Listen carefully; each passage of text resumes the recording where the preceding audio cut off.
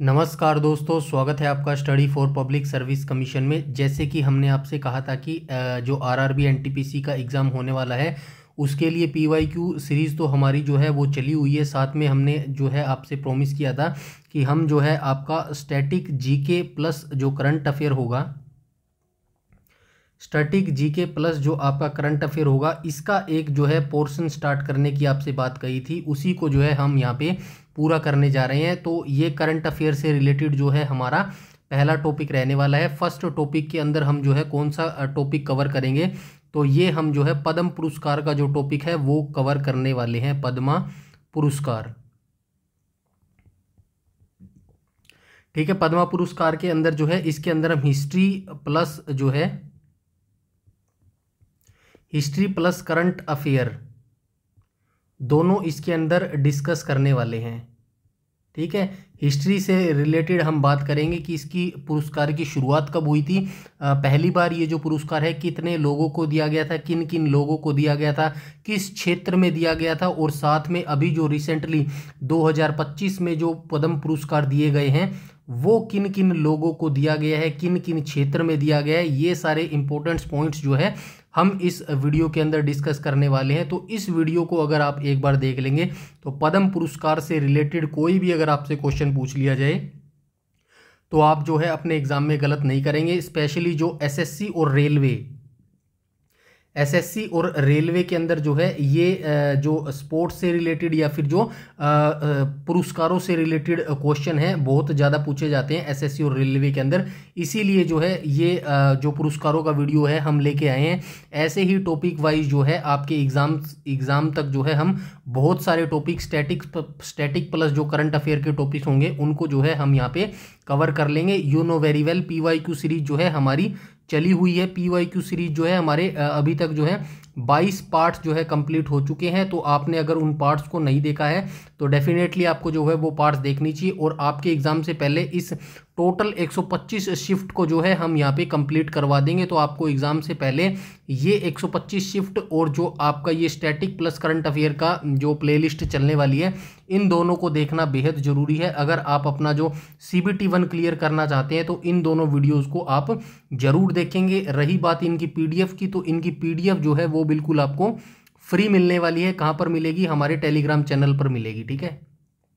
Telegram channel पर मिलेगी, और टेलीग्राम का लिंक आपको इस वीडियो के डिस्क्रिप्शन में मिल जाएगा। वहाँ से जो है टेलीग्राम ज्वाइन कर लीजिएगा, ठीक है। अगर आपका कोई डाउट है, क्वेरी है, या कोई भी अगर आप सजेशन देना चाहते हैं तो प्लीज़ आप जो है कमेंट सेक्शन में कमेंट करके बता सकते हैं। तो चलिए आज के वीडियो की जो है हम शुरुआत कर लेते हैं। तो यहाँ पे सबसे पहले जो है हम इतिहास से शुरुआत करेंगे कि पद्म पुरस्कार का जो है इतिहास क्या रहा है, कब इसकी शुरुआत हुई है। एवरीथिंग डिटेल हम इस वीडियो के अंदर जान लेंगे। ओवरव्यू मैं आपको बता देता हूं। पद्म पुरस्कार प्लस जो है भारत रत्न, इन दोनों पुरस्कारों की जो शुरुआत है एक ही वक्त में हुई थी। मैं यहाँ पे लिख देता हूं, भारत रत्न प्लस पद्म पुरस्कार,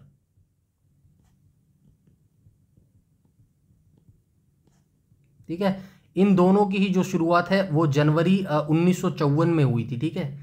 जनवरी 1954 में जो है इन दोनों पुरस्कारों की शुरुआत हुई थी। और ये जो भारत रत्न पुरस्कार है ये फर्स्ट हाईएस्ट सिविलियन अवार्ड्स है, और जो सेकंड हाईएस्ट सिविलियन अवार्ड है उसका नाम है पद्म पुरस्कार, जो आपको यहाँ पे देखने को भी मिल रहा होगा, ठीक है। ये पद्म पुरस्कार हो गया। अब हम चलते हैं इसकी हिस्ट्री के ऊपर, ठीक है। एवरीथिंग डिटेल जो मैं आपको बताऊंगा वो सारी इसके अंदर लिखी हुई है। तो चलिए आइए देख लेते हैं। सबसे पहले इतिहास की बात करें तो पहले पॉइंट में कहा गया है दूसरे सबसे बड़े नागरिक पुरस्कार हैं। तो मैंने अभी यहाँ पे आपको बताया ये सेकंड हाईएस्ट सिविलियन अवार्ड है जिसका नाम है पद्म पुरस्कार।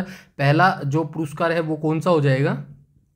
तो जो भारत रत्न है वो फर्स्ट हाईएस्ट जो सिविलियन अवार्ड है वो कौन सा हो जाएगा? भारत रत्न हो जाएगा। उसके बाद सेकंड पॉइंट में क्या कहा गया?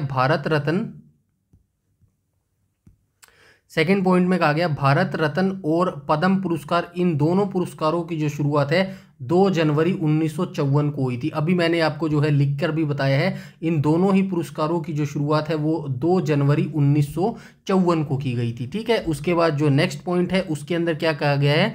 पद्म पुरस्कारों की जो घोषणा है गणतंत्र दिवस के अवसर पर की जाती है। तो जो 26 जनवरी है हमारी, 26 जनवरी हम जो सेलिब्रेट करते हैं, पद्म पुरस्कारों की जो घोषणा है वो गणतंत्र दिवस के अवसर पर जो है की जाती है इन पुरस्कारों की घोषणा। और रही बात हमारे गणतंत्र दिवस की, तो गणतंत्र दिवस से आप क्या याद रखेंगे, जो हमारा गणतंत्र दिवस है इसकी दो डेट्स जो हैं याद रखेंगे। एक तो आप याद रखेंगे 26 जनवरी 1949 और एक डेट याद रखेंगे 26 जनवरी 1950। ठीक है, इन दो डेट्स को क्या हुआ था, तो इस 26 जनवरी 1949 को जो है हमारा जो संविधान है वो अंगीकृत किया गया था। ठीक है, अंगीकृत किया गया था। और जो ये डेट्स है 26 जनवरी 1950, इसको जो है हमारी संविधान लागू हुआ था। तो इस तरीके से जो है आप चीज़ों को याद करते हुए चलेंगे। ठीक है, नेक्स्ट पॉइंट पे हम बात करें तो नेक्स्ट 4th पॉइंट में क्या कहा गया है, पद्म पुरस्कार के अंतर्गत कितने पुरस्कार दिए जाते हैं। तो पद्म पुरस्कार के जो अंतर्गत हैं 3 पुरस्कार दिए जाते हैं। कौन कौन से पुरस्कार दिए जाते हैं, पद्म विभूषण पुरस्कार दिया जाता है, पद्म भूषण पुरस्कार दिया जाता है और पद्म श्री पुरस्कार दिया जाता है। तो सबसे पहले नंबर पर जो है ये आप देख लेना, पद्म भूषण आता है सबसे पहले नंबर पर, उसके बाद पद्म भूषण आता है और 3rd नंबर पर जो आता है वो पद्म श्री पुरस्कार आता है। तो ये छोटे छोटे करके दिया गया है, यानी कि पद्म विभूषण सबसे बड़ा है तो पहले नंबर पर ये आएगा, पद्म भूषण जो है पद्म विभूषण से थोड़ा सा छोटा वर्ड है तो ये दूसरे नंबर पर आएगा, और पद्म श्री जो है वो सबसे छोटा वर्ड है तो ये तीसरे नंबर पर आएगा। ऐसे भी जो है आप इनको याद रख सकते हैं, सीक्वेंस वाइज ये ऐसे ही आएंगे, पहले नंबर पर पद्म विभूषण आएंगे और दूसरे नंबर पर पद्म भूषण आएंगे और तीसरे नंबर पर जो है पद्म श्री आएंगे। आई होप यहाँ तक जो है आपका क्लियर होगा। चलते हैं हम नेक्स्ट पे। ठीक है, उसके बाद यहाँ पे क्या कहा गया है, तो पद्म घोषणा के समय जो है 2 जनवरी 1954, तो यहाँ पे लिखा गया है घोषणा के समय। तो घोषणा के समय जो है इनके क्या नाम थे, यानी कि जब इन पुरस्कारों की घोषणा की गई थी, पद्म पुरस्कारों की जब घोषणा की गई थी, कब घोषणा की गई थी, 2 जनवरी 1954 को इन पुरस्कारों की घोषणा की गई थी। तब इनके नाम कुछ और थे। वर्तमान में जो आप इनके नाम देख रहे हैं ना, पद्म विभूषण, पद्म भूषण और पद्म श्री, तब 2 जनवरी 1954 के इनके ये नाम नहीं थे। तब उनके क्या नाम थे, पद्म विभूषण प्रथम वर्ग, पद्म विभूषण द्वितीय वर्ग, पद्म भूषण तृतीय वर्ग, ये नाम होते थे। लेकिन 1955 में जो है इनके नामों को चेंज कर दिया गया और 1955 में जो है इनके नाम बदल के क्या कर दिए गए, पद्म विभूषण, पद्म भूषण और पद्म श्री। सेम जो मैंने बोला है नीचे यही लिखा गया है। तो चलिए हम देख लेते हैं क्या कुछ नीचे लिखा गया है। तो यहाँ पे क्या लिखा गया है, घोषणा के समय जब इनकी पद्म पुरस्कारों की घोषणा की गई थी 1954 में, तब इनके क्या नाम होते थे, पद्म विभूषण प्रथम वर्ग, पद्म विभूषण दूसरा वर्ग, पद्म विभूषण तीसरा वर्ग, तो ये नाम होते थे। लेकिन जनवरी 1955 से, यहाँ पे क्या लिखा गया है, जनवरी 1955 से जो है इनके नाम चेंज कर दिए गए थे। क्या नाम चेंज कर दिए गए थे, पद्म विभूषण, पद्म भूषण और पद्मश्री, ये 3 नाम जिनके कब कर दिए गए थे, 1955 से। बिल्कुल फैक्चुअल डाटा है, ऐसे ही पूछा जाएगा। जो है घोषणा के समय 2 जनवरी 1954 को जो है इनके नाम पद्म विभूषण प्रथम वर्ग, द्वितीय वर्ग और तृतीय वर्ग था। लेकिन जो इनके वर्तमान में नाम है पद्म विभूषण, पद्म भूषण और पद्मश्री, किस वर्ष जो है इन नामों को चेंज कर दिया गया था, तो आप लगाएंगे 1955 में जो है इनका नाम को चेंज कर दिया गया था। ठीक है, चलते हैं नेक्स्ट पे। उसके बाद हम बात कर लेते हैं, जब 1954 में पहले अवार्ड दिए गए थे, पद्म पुरस्कार दिए गए थे, तो कितने लोगों को जो है ये पुरस्कार दिया गया था, किस क्षेत्र में उनको पुरस्कार दिया गया था और किस किस राज्य से जो है वो व्यक्ति आते थे। तो चलिए आइए इनको भी हम देख लेते हैं। तो जो प्रथम पद्म पुरस्कार थे 1954 में, जो पद्म पुरस्कार थे कितने व्यक्तियों को दिया गया था, तो ये 6 व्यक्तियों को दिया गया था। यहाँ पे देख लेना, 6 व्यक्तियों को यह पुरस्कार जीता गया था, यानी कि दिया गया था। 6 व्यक्तियों द्वारा यह पुरस्कार जो है जीता गया था, पद्म पुरस्कार। तो आइए देख लेते हैं किन किन व्यक्तियों को ये दिया गया था। तो सबसे पहले थे हमारे सत्येंद्र नाथ बोस। तो ये सत्येंद्र नाथ बोस कौन थे, ये प्रसिद्ध गणितज्ञ और भौतिक शास्त्री थे। तो सत्येंद्र नाथ बोस कौन थे, गणितज्ञ और भौतिकी शास्त्री थे। इनको ये जो अवार्ड है किस क्षेत्र में दिया गया था, लिटरेचर एंड एजुकेशनल में इनको ये पुरस्कार जो है दिया गया था, लिटरेचर एंड एजुकेशनल में। ठीक है, इससे आप समझ लेना लिटरेचर एंड एजुकेशन में जो है ये पुरस्कार इनको दिया गया था। और ये कहाँ से आते थे, तो ये वेस्ट बंगाल से आते थे। ठीक है, ये भी आप याद रखेंगे, वेस्ट बंगाल से ये जो है आते थे। कौन आते थे, सत्येंद्र नाथ की जो है सत्येंद्र नाथ बोस की मैं यहाँ पे बात कर रहा हूँ। फैक्चुअल डाटा है, इसमें कोई लॉजिक नहीं है, कुछ समझाने जैसा नहीं है, डायरेक्ट आपको याद रखना है। सत्येंद्र नाथ बोस को प्रथम जो है ये पद्म पुरस्कार मिला था, जो 6 व्यक्तियों को मिला था। किस क्षेत्र में मिला था, लिटरेचर एंड एजुकेशन में मिला था। और ये कहाँ से आते थे, वेस्ट बंगाल से जो है ये आते थे।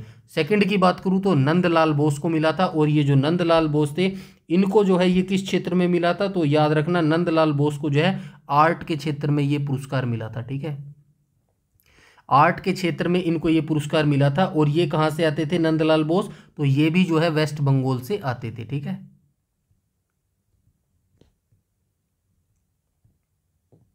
वेस्ट बंगाल से आते थे। और वेस्ट बंगाल की राजधानी क्या हो जाएगी, तो वेस्ट बंगाल की राजधानी हो जाएगी कोलकाता।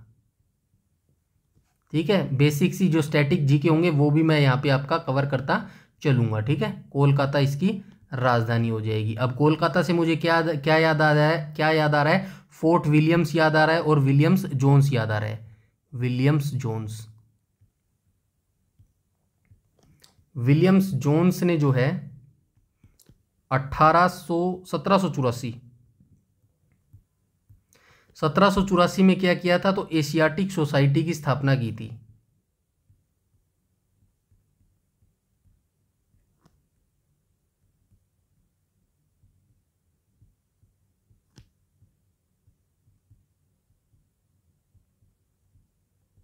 ठीक है, ये एशियाटिक सोसाइटी की स्थापना किसने की थी, विलियम्स जोन्स ने की थी। कब की थी, 1784 में की थी। कहाँ की थी, कोलकाता के फोर्ट विलियम में की थी।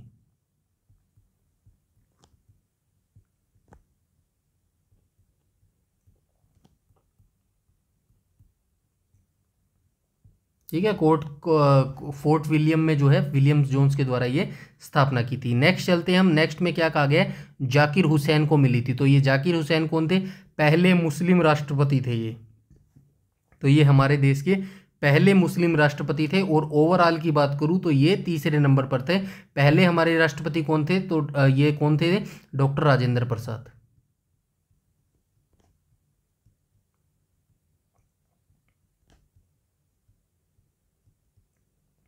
डॉक्टर राजेंद्र प्रसाद जो है हमारे प्रथम राष्ट्रपति थे। उसके बाद जाकिर हुसैन की बात करूं तो जाकिर हुसैन जो है इनको किस क्षेत्र में मिला था, पब्लिक अफेयर में जो है इनको ये अवार्ड मिला था। ठीक है, पब्लिक अफेयर, पब्लिक अफेयर में जो है इनको ये अवार्ड मिला था। और ये कहाँ से आते थे, जो ये हमारे जाकिर हुसैन थे ये तेलंगाना राज्य से जो है आते थे। नेक्स्ट की बात करूँ, नेक्स्ट कौन थे, हमारे बाला साहेब गंगाधर खेर थे। तो ये बाला साहेब गंगाधर खेर जो थे ये, इनकी विशेषता क्या थी, तो ये बॉम्बे प्रांत के प्रथम मुख्यमंत्री बने थे।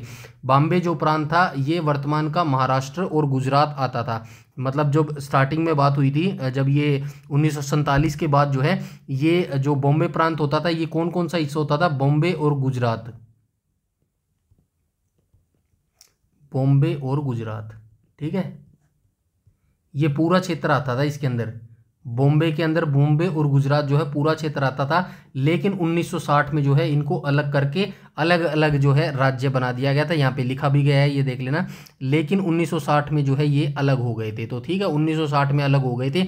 ये बाला जो साहिब गंगाधर खेर थे ये बॉम्बे प्रांत के प्रथम मुख्यमंत्री थे। ठीक है, यहाँ पे लिखा गया है बॉम्बे प्रांत के ये प्रथम मुख्यमंत्री थे। ठीक है, और ये इनको किस क्षेत्र में मिला था, बाला साहिब को जो है किस क्षेत्र में मिला था, तो इनको जो है पब्लिक अफेयर के अंदर इनको मिला था।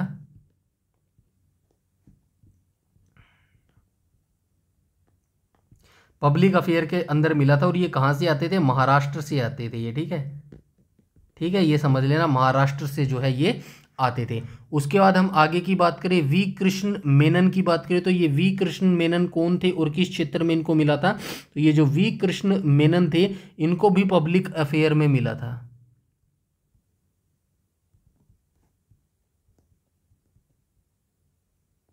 ठीक है, पब्लिक अफेयर में मिला था। और ये कहाँ से आते थे, केरला से आते थे। ठीक है, केरला।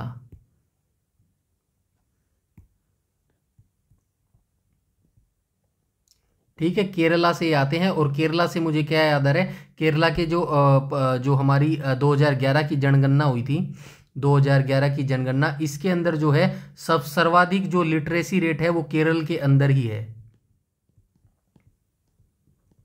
ठीक है, सर्वाधिक जो लिटरेसी रेट है वो कोलकाता, माफ कीजिएगा, केरल के अंदर है सर्वाधिक लिटरेसी रेट। और 2011 जनगणना की बात आई है तो जनगणना से मुझे क्या याद आ रहा है, प्रथम जनगणना कब हुई थी, 1872 में हुई थी। ठीक है, मायो के समय में। और जो नियमित जनगणना थी, प्रथम नियमित जनगणना कब से शुरू हुई थी, तो ये नियमित जो जनगणना थी ये 1881 से हुई थी।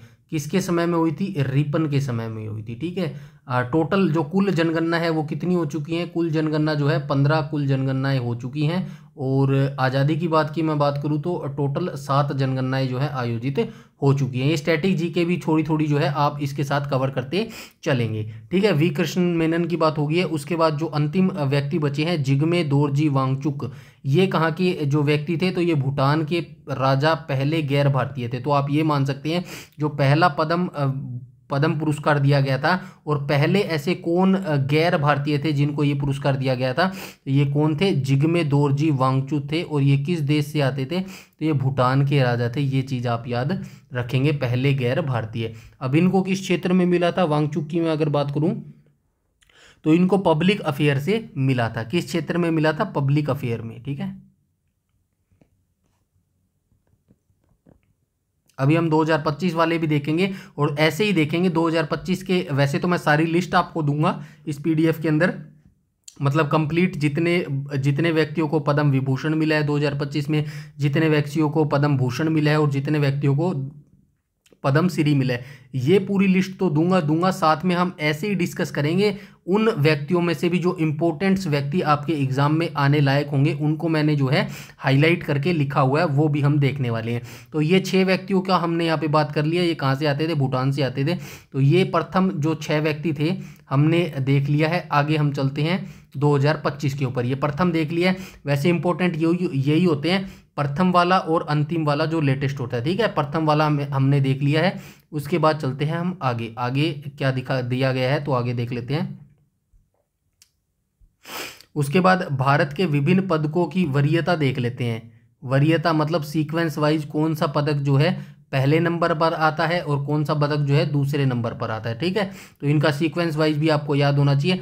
जो भारत रत्न है वो 1 नंबर पर आते हैं, सीरियल नंबर 1 पर आते हैं भारत रत्न, और यही हमारे जो है फर्स्ट हाईएस्ट सिविलियन अवार्ड हैं। दूसरे नंबर की बात करूं तो दूसरे नंबर पर हमारा परमवीर चक्र आता है, जो सेना का सर्वोच्च पदक है। तो ठीक है, ये जो परमवीर चक्र होता है ये सेना का सर्वोच्च पदक होता है। उसके बाद जो ये अशोक चक्र है ये तीसरे नंबर पर आता है, ये भी जो है सेना से रिलेटेड पदक है। उसके बाद पद्म विभूषण की बात करूं तो पद्म विभूषण जो देखना सीक्वेंस वाइज नंबर पे 4th नंबर पर आता है, ये भी आपको याद रखना है। जो पद्म विभूषण है वो 4th नंबर पर आता है, और जो पद्म भूषण है वो 5th नंबर पर आता है।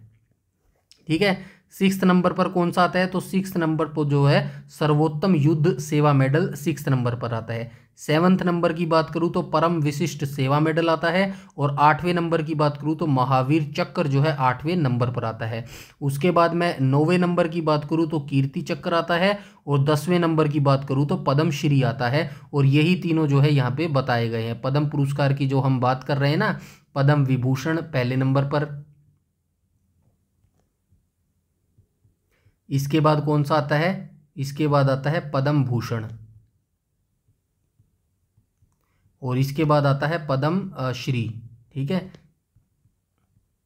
इस पद्म पुरस्कार की बात करूं तो सीक्वेंस वाइज ऐसे आएंगे, लेकिन ओवरऑल पदकों की मैं बात करूं, ओवरऑल जो है विभूषण पुरस्कारों की बात करूं तो पद्म विभूषण जो है ये 4th नंबर पर आता है, पद्म भूषण हमारा 5th नंबर पर आता है, और पद्म श्री जो है हमारा 10वें नंबर पर आता है। ये क्रम भी जो है आप इसका याद रखेंगे। चलते हैं आगे।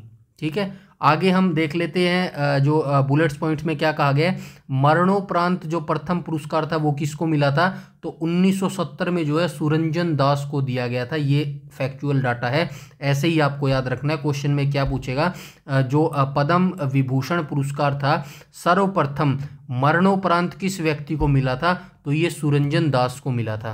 अब आपसे नाम दे के जो है ईयर भी पूछ सकता है या फिर ईयर दे के नाम पूछ सकता है। फॉर एग्जांपल ये पूछा जा सकता है जो पद्म विभूषण पुरस्कार था सुरंजन दास को मरणोपरांत सर्वप्रथम कब दिया गया था, कब दिया गया था, 1970 में दिया गया था। ठीक है, मरणोपरांत प्रथम पुरस्कार। ठीक है, ये जो हाईलाइट हैं ये चीज़ें आपको ऐसे ही याद करना है।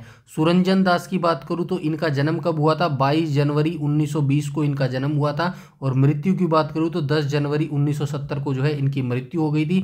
भारतीय वायुसेना की ये पायलट रह चुके थे।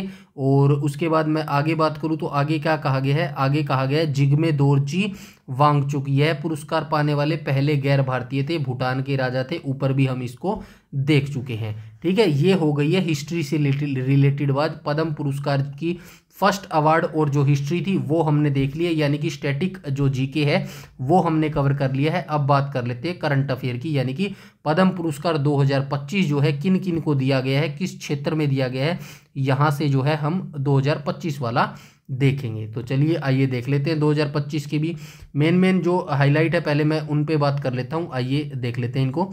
तो सबसे पहले आप यहाँ पे याद रखेंगे 2025 में जो अवार्ड हैं पद्म पुरस्कार, टोटल 139 पुरस्कारों की जो है घोषणा की गई है। ठीक है, ये याद रखेंगे, स्टैटिक जीके है, ऐसे ही पूछा जा सकता है 2025 में पद्म पुरस्कार कुल कितने पद्म पुरस्कारों की जो है घोषणा की गई है, तो टोटल 139 पद्म पुरस्कारों की जो है घोषणा की गई है। तो इसमें यह भी पूछा जा सकता है पद्म विभूषण पुरस्कार कुल 2025 में जो है कितने दिए जाएंगे, तो ये कुल जो है 7 पद्म विभूषण दिए जाएंगे। पद्म भूषण पुरस्कार जो है 19 दिए जाएंगे।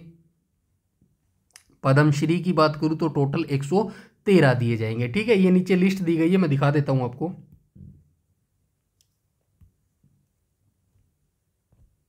ये पूरी लिस्ट यहाँ पे दी गई है, कहाँ पे दी गई है, तो ये यहाँ पे दी गई है, ये यहाँ से शुरू हो जाएंगे। देखो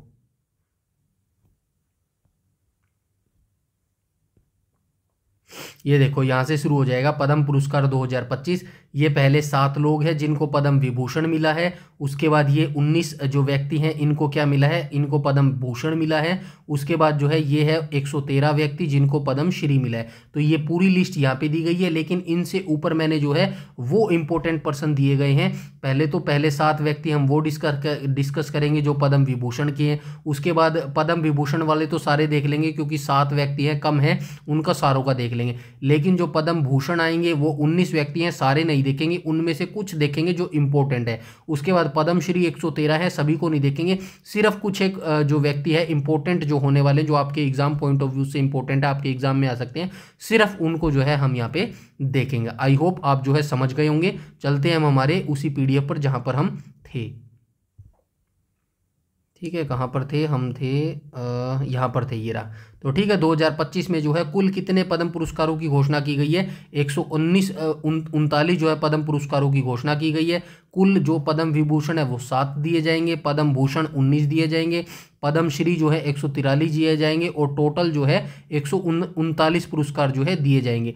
अब महिलाओं की बात करो तो कुल कितनी महिलाओं को ये पुरस्कार दिए जाएंगे, तो 23 महिलाओं को जो है ये पुरस्कार दिए जाएंगे। ठीक है, उसके बाद विदेशी व्यक्तियों को कितने दिए जाएंगे, तो कुल जो है 10 विदेशी व्यक्ति है जिनको ये पद्म पुरस्कार दिए जाएंगे। ठीक है, और 13 ऐसे व्यक्ति है जिनको मरणोपरांत जो है ये पद्म पुरस्कार जो है प्राप्त हुआ है। ठीक है, 13 ऐसी व्यक्ति है, तो इनको भी आप याद रखेंगे, ये स्टैटिक डाटा भी याद रखेंगे। कितनी महिलाओं को 2025 में जो है पद्म पुरस्कार मिलने की घोषणा हुई है, 23 महिलाएं हैं। कितने विदेशी ऐसे व्यक्ति हैं जिनको पद्म पुरस्कार 2025 का मिलने की घोषणा हुई है, 10 व्यक्ति हैं।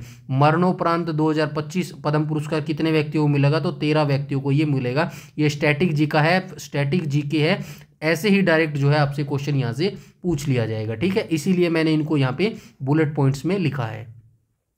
इसके बाद हम बात कर लेते हैं पद्म विभूषण पुरस्कार की। तो यहाँ पे देख लेना, पद्म विभूषण जो कितने व्यक्तियों को मिला है, 7 व्यक्ति को मिला है। 7 व्यक्ति को मिला है ना, हाँ 7 व्यक्ति को मिला है। 7 व्यक्तियों को हम यहाँ पे डिस्कस करने वाले हैं, किस क्षेत्र से मिल रहा है, कहाँ से मिला है, क्या क्या उनकी विशेषता है, उन सभी को यहाँ पे हम देखने वाले हैं। तो चलिए स्टार्ट कर लेते हैं। सबसे पहले हम बात करेंगे श्री दुर्वर नागेश्वर रेड्डी। यहाँ पे देख लेना नाम, श्री दुर्वर नागेश्वर रेड्डी जी हैं। इन व्यक्तियों को इन व्यक्तियों को क्या मिला है, तो पद्म विभूषण पुरस्कार जो है इनको मिला है, मतलब घोषणा हुई है। ये किस क्षेत्र में मिला है इनको, तो यहाँ पे क्षेत्र आपको देखने को मिल जाएगा, मेडिसिन के क्षेत्र में जो है इनको ये पुरस्कार मिला है। और किस राज्य से आते हैं ये, तो तेलंगाना राज्य से ये आते हैं। ठीक है, विश्व प्रसिद्ध की बात करूं तो ये विश्व में क्या प्रसिद्ध है, गैस्ट्रोएंट्रोलॉजी के मामले में जो ये है व्यक्ति विश्व प्रसिद्ध है। मास्टर एंडोस्कोपी पुरस्कार इनको कब मिला था, तो इनको मास्टर एंडोस्कोपी पुरस्कार जो है श्री दुर्वर नागेश्वर रेड्डी को जो है 2009 में मिला था।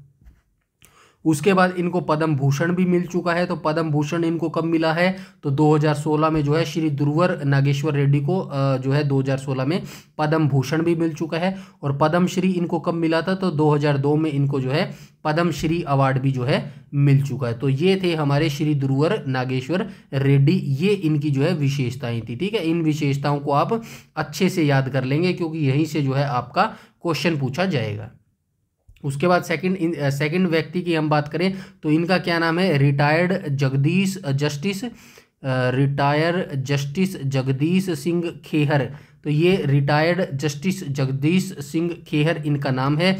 इनके जो किस क्षेत्र में ये अवार्ड मिला है, तो पब्लिक अफेयर में जो है इनको पद्म विभूषण का अवार्ड मिला है। और ये कहाँ से आते हैं, चंडीगढ़ से ये आते हैं। उसके बाद ये 44वें मुख्य न्यायाधीश भी रह चुके हैं हमारे सुप्रीम कोर्ट के। उसके बाद मैं बात करूं अयोध्या भूमि विवाद में भी जो है इन्होंने अपना निर्णय सुनाया था, यानी कि जो बेंच थी अयोध्या भूमि विवाद में, उस बेंच के अंदर ये शामिल थे। और भारत के पहले सिख मुख्य न्यायाधीश भी ये रह चुके हैं। ठीक है, जो सिख मुख्य न्यायाधीश थे ये हमारे रह चुके हैं। चलते हैं हम थर्ड पर्सन पर, और थर्ड पर्सन कौन से हैं, कुमुदनी रजनीकांत लखिया।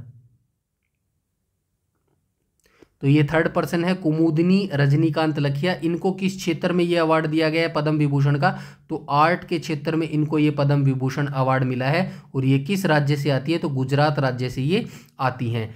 किस कथक नृत्यांगना है, ये एक डांसर है, यानी कि आर्ट के क्षेत्र में मिला है, तो ये कथक नृत्यांगना है। पद्मश्री अवार्ड की मैं बात करूं तो 1987 में इनको पद्मश्री अवार्ड मिला था। और पद्म भूषण अवार्ड की बात करूं तो 2010 में इनको पद्म भूषण का अवार्ड मिला था। संगीत नाटक अकादमी पुरस्कार भी इनको मिल चुका है। कब मिला था, 1982 में इनको संगीत नाटक अकादमी का जो पुरस्कार है 1982 में इनको मिला था। इनको कालिदास सम्मान भी मिल चुका है। कालिदास सम्मान इनको कब मिला था, 2002 एंड 2003 में जो है इनको कालिदास सम्मान भी मिल चुका है कुमुदनी रजनीकांत लखिया को। चलते हैं नेक्स्ट पर्सन पर। तो नेक्स्ट पर्सन की मैं बात करूं तो इनका नाम है लक्ष्मी नारायण सुब्रमण्यम। तो लक्ष्मी नारायण सुब्रमण्यम को जो है किस क्षेत्र में मिला है, तो आर्ट के क्षेत्र में इनको पद्म विभूषण पुरस्कार जो है मिला है। और ये कहाँ से आते हैं, तो कर्नाटक राज्य से जो है ये आते हैं। विश्व प्रसिद्ध बात की मैं बात करूँ तो वायलिन वादक है। वायलिन जो है ये वाद्य यंत्र, वायलिन को ये बजाते हैं। और ग्लोबल म्यूजिक फेस्टिवल के ये संस्थापक भी रहे हैं। तो ये जो ग्लोबल म्यूजिक फेस्टिवल है ना, इसके संस्थापक हैं लक्ष्मी नारायण सुब्रमण्यम। पद्म भूषण अवार्ड जो है इनको मिल चुका है 2001 में। 2001 में लक्ष्मी नारायण को जो है पद्म भूषण अवार्ड मिल चुका है। उसके बाद हम चलेंगे नेक्स्ट व्यक्ति पर। तो नेक्स्ट व्यक्ति हमारे जो है कौन रहने वाले, ये रहने वाले एम.टी. वासुदेवन नायर। तो एम.टी. वासुदेवन नायर को जो है ये जो पद्म विभूषण अवार्ड मिल रहा है ये मरणोपरांत मिल रहा है। ठीक है, मरणोपरांत इनको ये पुरस्कार मिल रहा है। और किस क्षेत्र में मिल रहा है, तो लिटरेचर एंड एजुकेशन के अंदर इनको ये अवार्ड मिल रहा है। और ये कहाँ से आते हैं, तो केरला से जो है ये आते हैं। मलयालम लेखक भी रह चुके हैं ये। ज्ञानपीठ अवार्ड की बात करूँ तो इनको 1995 में मिला था। और साहित्य अकादमी की अवार्ड की बात करूँ तो 1970 में इनको जो है साहित्य अकादमी अवार्ड भी मिल चुका है। उसके बाद नेक्स्ट पर्सन की बात करूँ तो नेक्स्ट पर्सन कौन है, Shri Osamu Suzuki. Shri Osamu Suzuki जो है, इनको किस क्षेत्र में ये अवार्ड मिला है? तो मरणोपरांत जो है इनको पद्म विभूषण 2025 अवार्ड दिया गया है। और फील्ड की बात करूँ तो किस क्षेत्र में मिला है? ट्रेड एंड इंडस्ट्री जापान, तो इस क्षेत्र में जो है इनको ये अवार्ड मिला है। और ये कहाँ से आते हैं? जापान देश से आते हैं। जापान की राजधानी क्या हो जाएगी? टोक्यो। ठीक है, जापान की राजधानी हो जाएगी टोक्यो। और सुजुकी मोटर कॉरपोरेशन का भी ये क्षेत्र रह चुके हैं। ठीक है, नेक्स्ट व्यक्ति की हम बात करें तो नेक्स्ट व्यक्ति कौन सी हैं? शारदा सिन्हा।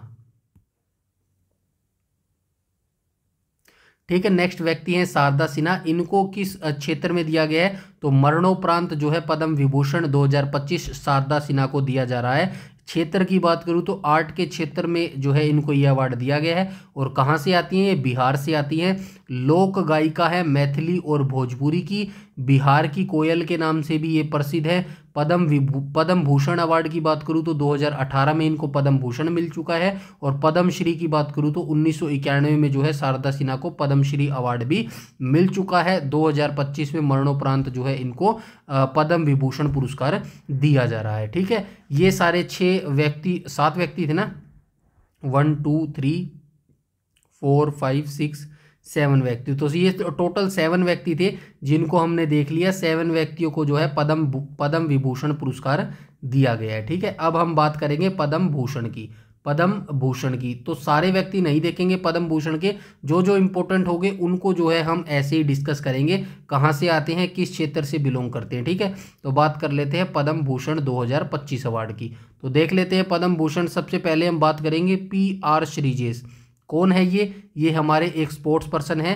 कौन सा खेल खेलते हैं? हॉकी का खेल खेलते हैं। ठीक है, PR श्रीजेश कहाँ से आते हैं? केरल से आते हैं। ये सारी चीज़ें नीचे लिखी हुई है, आइए ये देखिए ये लिखी हुई। तो ये जो PR श्रीजेश है इनको क्या मिलने वाला है? तो इनको जो है पद्म भूषण अवार्ड मिलने वाला है। कहाँ से मिलने वाला है? तो केरल से आते हैं। और खेल के क्षेत्र में जो है इनको ये दिया जा रहा है, यानी कि स्पोर्ट्स क्षेत्र में इनको ये अवार्ड दिया जा रहा है। टोक्यो ओलंपिक 2020 भारतीय हॉकी टीम ब्रॉन्ज मेडल, यानी कि जो टोक्यो ओलंपिक हुआ था 2020 में और भारतीय की हॉकी टीम ने जो है ब्रॉन्ज मेडल जीता था, इसके अंदर जो है PR श्रीजेश ने जो है महत्वपूर्ण भूमिका निभाई थी। और best goalkeeper of the year भी जो है इनको अभी चुना गया है। ठीक है, इस वजह से जो है इनको पद्म विभूषण का अवार्ड दिया जा रहा है, पद्म विभूषण। ठीक है,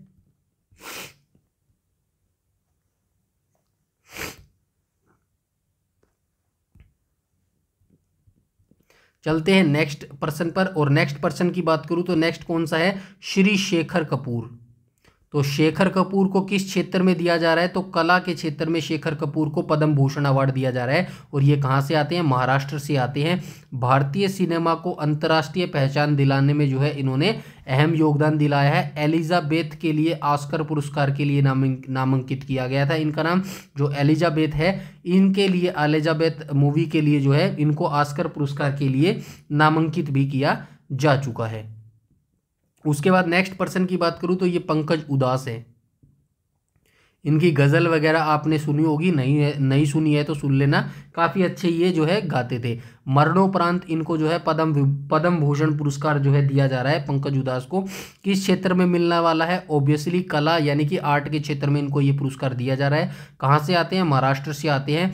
भारतीय गज़ल और पार्श्व गायक के ये प्रसिद्ध जो है मतलब किस चीज़ में ये प्रसिद्ध है? गज़ल और पार्श्व गायक के क्षेत्र में जो ये प्रसिद्ध है। नेक्स्ट पर्सन की बात करूं तो नेक्स्ट कौन से पर्सन रहने वाले हमारे? सुशील कुमार मोदी। तो जो सुशील कुमार मोदी हैं इनको जो है ये अवार्ड पद्म भूषण का अवार्ड मरणोपरांत दिया जा रहा है। किस क्षेत्र में दिया जा रहा है? पब्लिक अफेयर क्षेत्र में ये दिया जा रहा है। और ये कहाँ से आते हैं? बिहार से ये आते हैं। बिहार के ये तीसरे उप मुख्यमंत्री हैं। ठीक है, बिहार के ये तीसरे उप मुख्यमंत्री थे। और बीजेपी अभी रिसेंटली जो है ये बीजेपी राज्यसभा संसद भी रहे थे, तो इस वजह से भी जो है इनको ये पद्म भूषण अवार्ड जो है वो दिया जा रहा है। नेक्स्ट पर्सन की बात करूं तो विवेक देब्रोय। ठीक है, ये जो बंगाली लोग होते हैं ना उन्हीं के नाम ऐसे होते हैं, विवेक देब्रोय। तो ठीक है, इनको ये जो पद्म भूषण अवार्ड है ये मरणोपरांत दिया जा रहा है। किस क्षेत्र में दिया जा रहा है? लिटरेचर एंड एजुकेशन में इनको जो है ये अवार्ड दिया जा रहा है। और ये कहाँ से हैं? तो दिल्ली से हैं ये। और भारतीय अर्थशास्त्री रह चुके हैं और पीएम के ये आर्थिक सलाहकार भी रह चुके हैं। और पद्मश्री अवार्ड की बात करूँ तो 2015 में जो है इनको पद्मश्री अवार्ड भी मिल चुका है। ये थे हमारे विवेक देबरॉय। नेक्स्ट पर्सन पर चलते हैं। जो नेक्स्ट पर्सन है हमारी साध्वी रिंतभरा। यहाँ पे देख लेना, साध्वी रिंतभरा। तो ये किस क्षेत्र से आती है? तो सोशल वर्क में जो है इनको ये अवार्ड दिया जा रहा है। और ये कहाँ से आती हैं? उत्तर प्रदेश से जो है ये आती है। और महिला सशक्तिकरण में भी जो है यानी कि सोशल वर्क में भी इन्होंने जो है काफ़ी काम किया है। इसी वजह से जो है साध्वी रितंभरा को पद्म भूषण का अवार्ड 2025 में दिया जा रहा है। नेक्स्ट पर्सन की मैं बात करूँ तो विनोद धाम। तो नेक्स्ट पर्सन जो है विनोद धाम, इनको जो है ये पद्म भूषण का अवार्ड मरणोपरांत दिया जा रहा है। किस क्षेत्र में दिया जा रहा है? साइंस एंड इंजीनियरिंग में जो है इनको ये पुरस्कार दिए जा रहा है। और ये यूएसए से आते हैं यानी कि यूनाइटेड स्टेट्स ऑफ अमेरिका। इनकी राजधानी क्या हो जाएगी? वाशिंगटन डीसी जो है अमेरिका की राजधानी हो जाएगी। इंटेल पेंटियम चिप के जनक के रूप में भी जो है इनको जाना जाता है। ठीक है।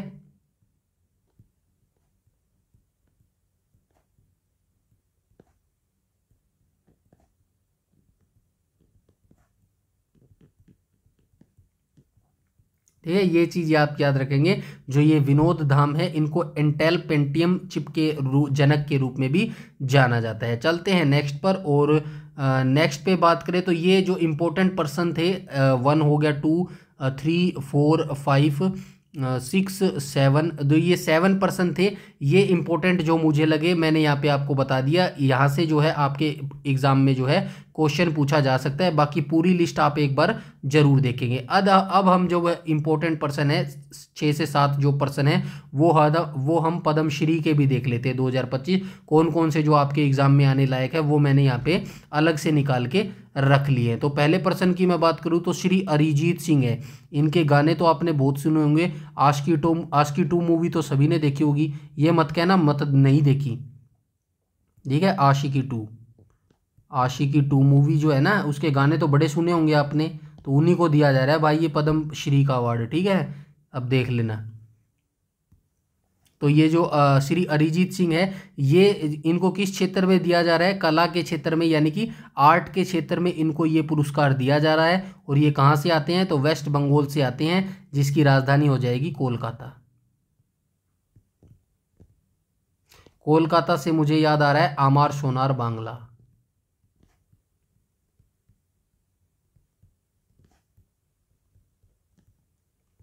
किसने गाया था? रविंद्रनाथ टैगोर ने।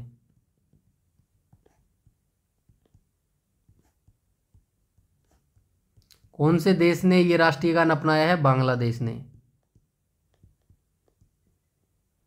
राजधानी क्या हो जाएगी? ढाका। मुद्रा क्या हो जाएगी? टका।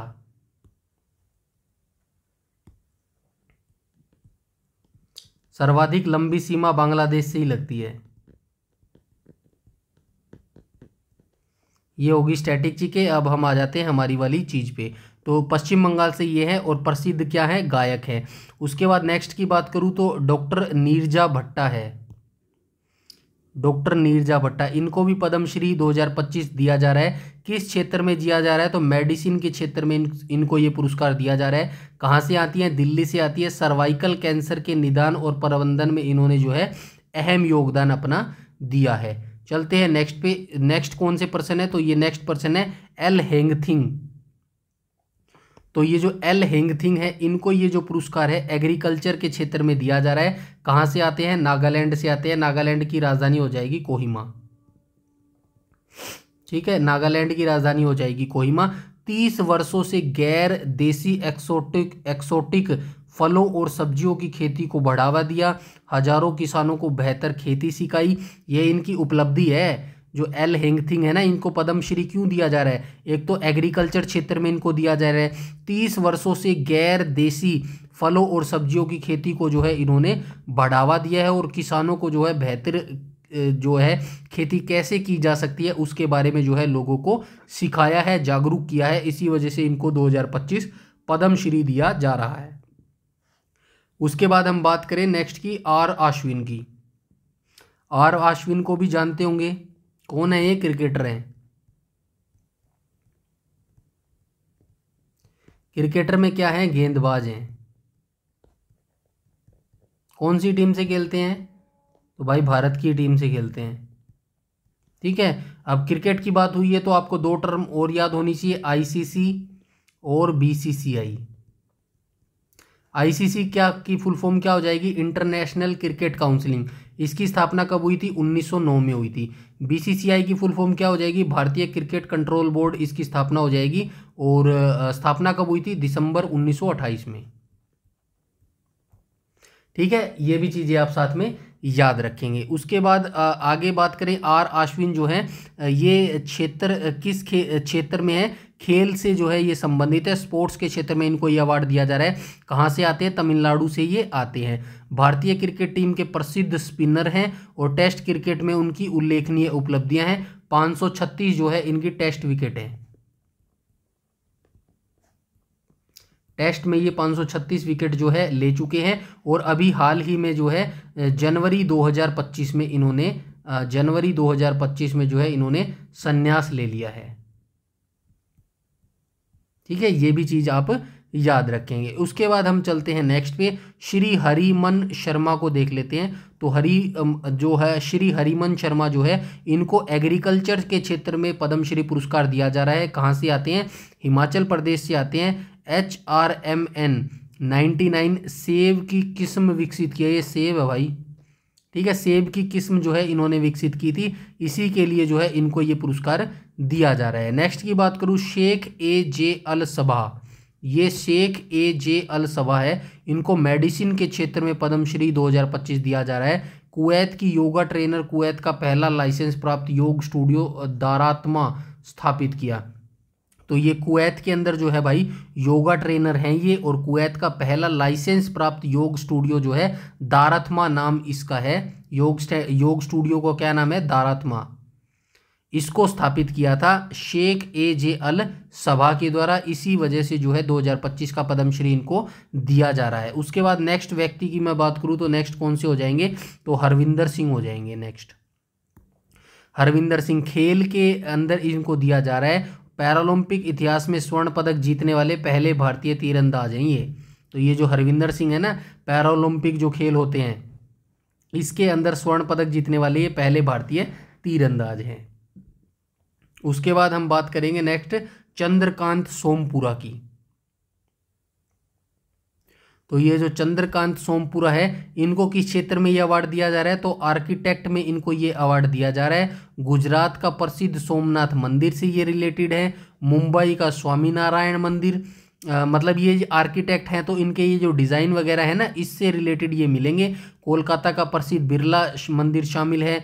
अयोध्या के राम मंदिर के चीफ आर्किटेक्ट चंद्रकांत सोमपुरा।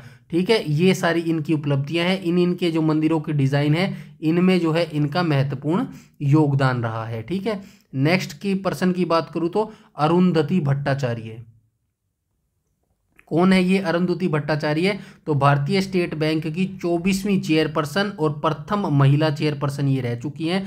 किस क्षेत्र में इनको मिल रहा है, तो ये ट्रेड एंड इंडस्ट्री में जो है इनको पद्मश्री पुरस्कार मिल रहा है। नेक्स्ट पर्सन की बात करो तो इनी वल्लपिल मणि विजयन, तो इनको जो है ये किस क्षेत्र में अवार्ड मिल रहा है, खेल क्षेत्र में इनको ये अवार्ड मिल रहा है और केरल से ये आती हैं। पैरालंपिक के इतिहास में स्वर्ण पदक जीतने वाले पहले भारतीय ये तीरंदाज बने हैं। ठीक है, ये भी चीज़ जो है आप इनके बारे में याद रखेंगे।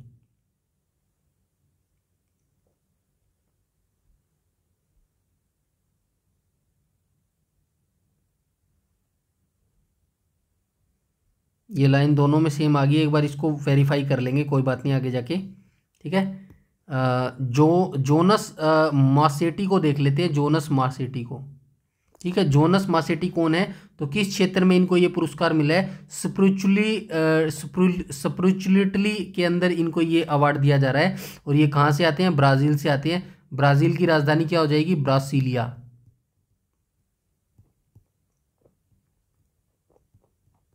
ठीक है, ब्राज़ील की राजधानी हो जाएगी ब्रासीलिया।